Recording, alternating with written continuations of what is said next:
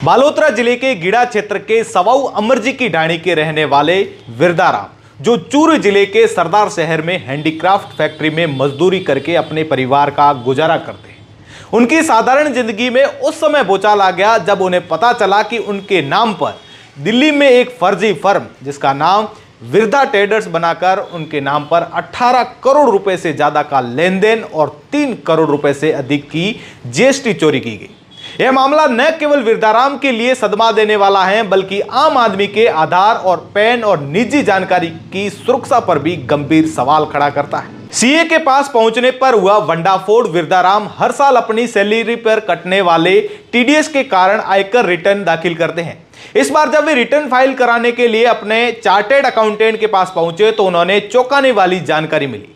CA ने बताया कि उनके नाम और पैन कार्ड पर नई दिल्ली के सब्जी मंडी मेन बाजार मेन गेट के पास विरदा ट्रेडर्स नाम से एक फर्म रजिस्टर्ड है, जिसका जीएसटी नंबर जो है वह भी जारी किया गया है। इस फर्म के जरिए 22 जनवरी 2025 से अब तक 18 करोड़ रुपए से ज्यादा का लेन देन हो चुका है, जिसमें 3 करोड़ रुपए से अधिक का जीएसटी चोरी का मामला सामने आया है। विरदाराम और उनका परिवार यह सुनकर दहशत में आ गया, क्योंकि उन्हें यह फर्म या इसके जीएसटी नंबर की कोई जानकारी नहीं थी। प्रारंभिक जांच में यह पता चला कि यह फर्जी फर्म नॉर्थ वेस्ट दिल्ली के फ्लोर ग्राउंड हाउस नंबर 810 पर रजिस्टर्ड है और इसके जरिए तांबा स्क्रैप, छड़, तांबा उत्पाद और पॉलीथीन जैसी वस्तुओं का कागजी कारोबार किया जा रहा है। आधार और पैन का दुरुपयोग किस तरह हुआ है वो आप देख पाएंगे। सीए ने बताया कि ओटीपी जो है वह भी हैक हुआ है। सीए ने विरदाराम को बताया कि इस फर्जी फर्म के लिए उनके पैन कार्ड और आधार कार्ड का अवैध रूप से इस्तेमाल किया गया। हैरानी की बात यह है कि फर्म का रजिस्ट्रेशन 22 जनवरी 2025 को किया गया और इसका आधार प्रमाणीकरण 10 जुलाई 2025 को सफल दिखाया गया। विरदाराम ने यह बताया कि उन्हें 10 जुलाई को आए किसी ओटीपी की जानकारी नहीं थी, जिससे यह साफ है कि उनके मोबाइल नंबर का भी धोखाधड़ी में जो है वो इस्तेमाल किया गया है। यह मामला डिजिटल धोखाधड़ी और साइबर क्राइम की गंभीरता को दर्शाता है।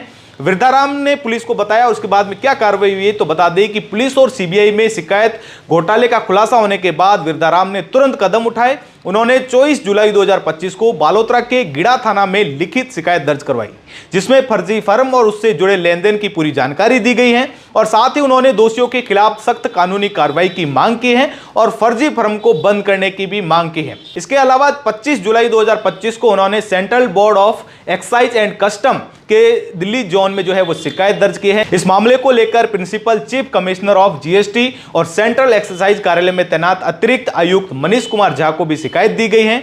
जीएसटी चोरी का बड़ा खेल जो है ये सामने आया है। बिहार और हरियाणा में भी ऐसे मामले जो है वो सामने आए हैं। यह कोई पहला मामला नहीं है। हाल के वर्षों में जीएसटी चोरी और फर्जी फर्मों के जरिए धोखाधड़ी के कई मामले जो है वो सामने आए हैं।